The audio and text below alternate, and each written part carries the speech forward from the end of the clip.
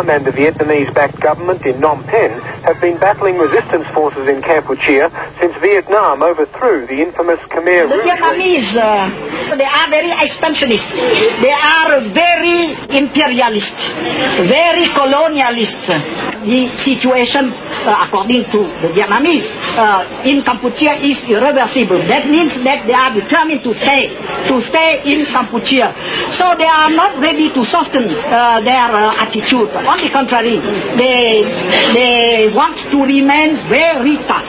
In 1982, Sihanouk made his first return visit to Kampuchean soil since the fall of Pol Pot.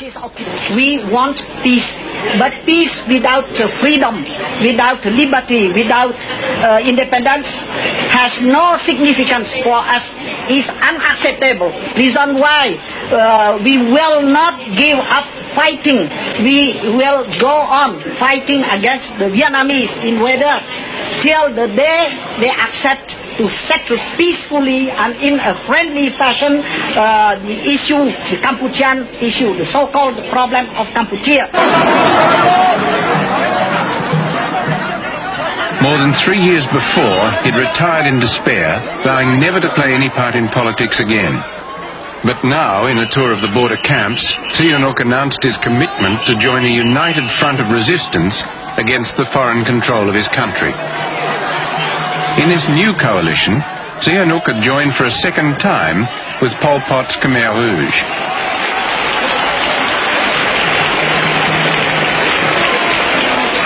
Also included was another faction led by Son Sann. These were the Free Khmers, who'd been welded together as the Khmer People's National Liberation Front, the KPNLF. In earlier days, Son Sann had served as a Prime Minister under Sihanouk, and before that as a personal tutor when Sihanouk was a young king. But now they were divided, and their rift was only papered over for the sake of the coalition.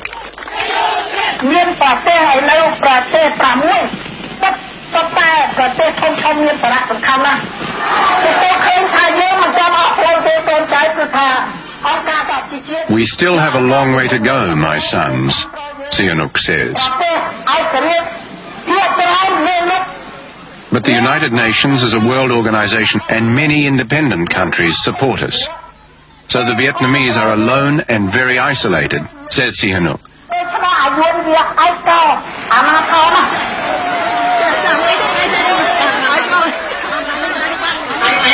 I made all efforts to persuade the Vietnamese to deal with me, to settle peacefully our differences, but I did not succeed. Now it is too late to have Sihanouk with the Vietnamese. I'm not accustomed to play a double game. A double game, no. But having failed in my attempts to settle the problem, our dispute, directly with Hanoi, now I decide once for all to be in the coalition. I will not resign. For many Kampucheans, Sihanouk's return was an omen. He was still revered as the living God King. As they pressed forward to touch him in person, they called out his old title, Father King. Others were incredulous. How could Sihanouk join in a new coalition with Pol Pot's Khmer Rouge? Yes, the horrors of the Khmer Rouge are well known. I have 5 children of mine, 14 grandchildren of mine were killed by the Khmer Rouge. In my heart, in my spirit, there is much suffering, but we cannot, wipe out the Khmer Rouge. So we have to try to soften their behavior. They used to be very cruel, and I continue to say to them, please avoid to be cruel. Please be like the other Cambodians.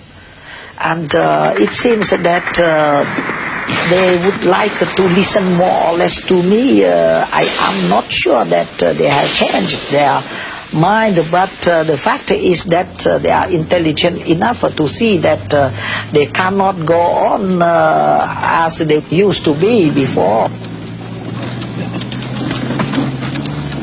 China would continue to back the Pol Pot forces come what may. Chinese trucks and generous military aid were shipped through Thailand to revive the Khmer Rouge.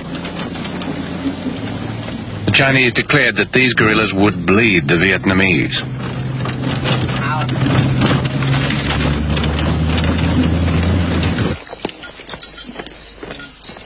Pol Pot himself had survived, but he discreetly retired from any public political role. However, as military commander, he was vital to regrouping the Khmer Rouge and mounting their war of attrition to wear down the Vietnamese. Once they'd recovered, the Khmer Rouge were able to mobilize up to 40,000 fighters. Later, the Vietnamese succeeded in overrunning all the camps and guerrilla bases along the border. This was a serious blow to the other resistance factions, but the Khmer Rouge were undaunted. Operating in small teams, their guerrillas continued to range throughout the country, laying ambushes and striking terror. Understandably, there was nothing the Khmer Rouge could ever do to redeem themselves in the eyes of most Kampucheans. Nevertheless, they made a number of public gestures in a vain attempt to improve their image. In a chilling understatement, the Khmer Rouge leaders now conceded that yes, some mistakes were made. But of course they were not to blame for the mass murders or any policy of genocide. These were conspiracies hatched by the Vietnamese, they said. Incredibly, after a series of public meetings, the Khmer Rouge claimed that they had renounced communism altogether. Henceforth, the Communist Party itself had been disbanded. Pol Pot's closest partner and his deputy prime minister was Ieng Sary. Speaking at a Khmer Rouge base inside Kampuchea, he denies that dissolving the Communist Party was just a ploy.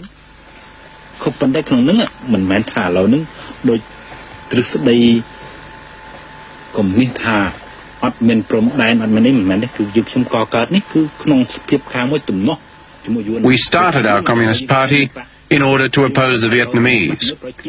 Regardless of communist theory, we could not abolish the borders between our countries. But